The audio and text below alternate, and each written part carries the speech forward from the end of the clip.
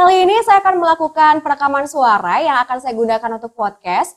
Cuma sebelum tahap production, biasanya ada tahap pre-production yang akan saya lakukan. Nah, karena saya tuh suka sesuatu hal yang memang rapi, terstruktur, terjadwal, terencana gitu ya. Jadi mau nggak mau memang tahap pre-production ini harus dilakukan. Supaya apa? Ketika kita merekam suara, ketika kita ngomong, itu nggak kemana-mana. Fokus sama topiknya, terus juga data yang kita sampaikan itu valid sesuai dengan apa yang kita temukan. Jadi nggak bisa sembarangan. Nah, di tahap pre-production tuh apa aja sih yang saya lakukan? Yang pertama adalah menentukan topik. Jadi cari tahu dulu kira-kira topiknya menarik atau enggak, topiknya udah pernah dibawakan atau belum gitu. Yang kedua adalah menentukan format. Kalau untuk podcast The Late Brunch with Sarah Neriza memang secara umum formatnya adalah solo monolog. Tapi ada kalanya saya pengen improvisasi, mungkin memasukkan ada interview di tengah atau ada vox popnya sehingga lebih berwarna. Jadi sebelum produksi mau nggak mau kita harus tahu nih kira-kira mau dibikin kayak gimana sih episode ini gitu. Sama kayak sebelumnya atau enggak. Terus tahap yang ketiga adalah riset materi, riset data. Bisa baca buku, baca artikel yang ada di internet, atau bisa juga membaca jurnal-jurnal penelitian.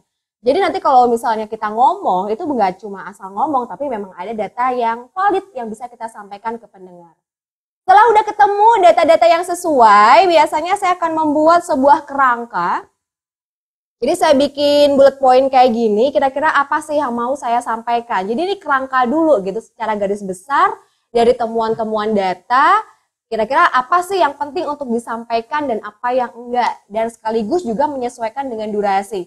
Kalau misalnya durasi podcastnya cuma pengen 5 menit, otomatis bahasannya nggak usah dalam-dalam atau nggak usah banyak-banyak. Kalau kita udah bikin kerangka kayak gini, ini nanti akan memudahkan banget manakala kita mau membuat skrip. Jadi saya itu adalah tipe podcaster yang suka bikin manuskrip.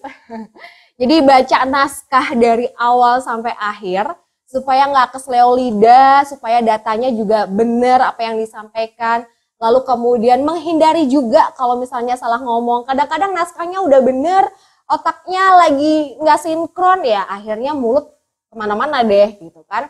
Jadi saya biasanya akan bikin naskah kayak gini, tulis sesuai sama durasi yang diinginkan, apakah cuma 5 menit, 10 menit, atau 15 menit, disesuaikan sama kebutuhan aja.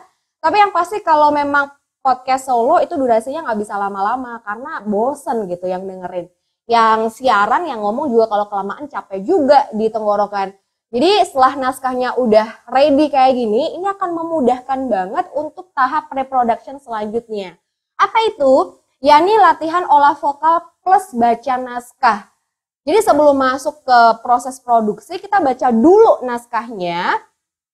Kita jadi tahu gitu gimana sih pengambilan nafasnya, titik komanya, intonasinya mau kayak gimana. Udah enak belum data-datanya disampaikan.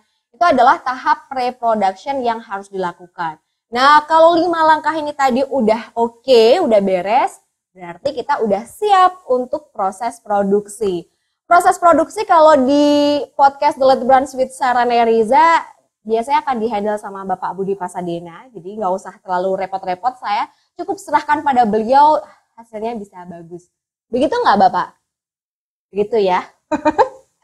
Oke deh, kalau gitu langsung aja ya kita proses merekam suara. Jadi setelah naskahnya udah siap kayak gini, biasanya kita akan cek dulu, cek 1, 2, cek mic, cek 1, 2, cek mic. Berinternet itu bikin produktif atau jadi sensitif gara-gara informasi provokatif. Main sosial media itu bikin otak kreatif sukses berkarya atau justru mudah diadu domba. Ayo, kamu pilih yang mana?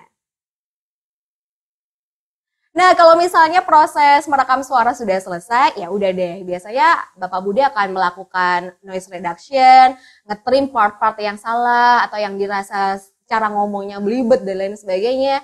Lalu kemudian balancing audio, mixing, mastering, beres, kirimin ke saya. Gitu kan ya Bapak ya. Oke deh, sampai ketemu di sesi produksi selanjutnya ya. Semoga bermanfaat. Bye-bye.